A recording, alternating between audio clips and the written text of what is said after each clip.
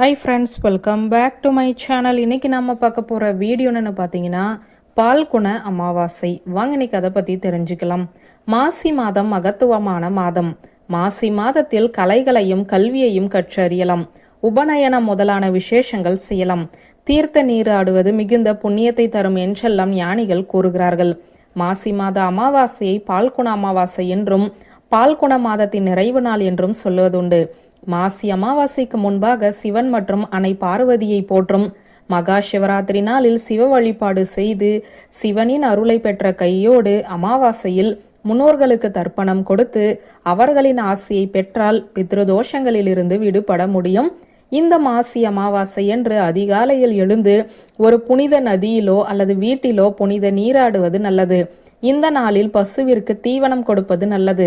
அமாவாசை நாட்கள் கிரகப்பிரவேசம், மொட்டையடிப்பது, திருமணம் மற்றும் நிச்சயதார்த்தம் உட்பட எந்த மங்களகரமான சடங்குகளையும் யாரும் செய்வதில்லை.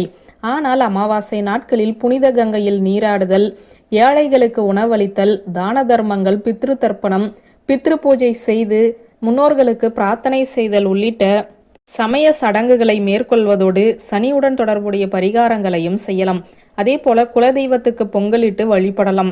அன்று புடவை, ஜாக்கெட், பழங்கள், மங்கள பொருட்கள் வைத்து வேண்டி அந்த புடவை முதலான மங்கள பொருட்களை யாரேனும் சுமங்கலிகளுக்கு வழங்கி ஆசி பெற்றால் இதுவரை தடைப்பட்டு இருந்த மங்கள காரியங்கள் இனிதே நடந்தேறும்.